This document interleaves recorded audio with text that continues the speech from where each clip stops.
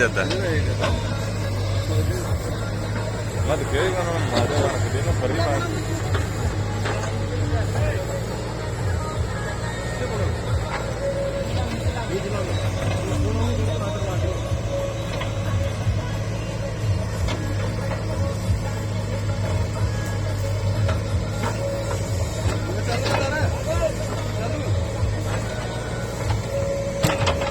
ਉਹ ਦੋਡੇ ਰਹੇ ਹੁਣ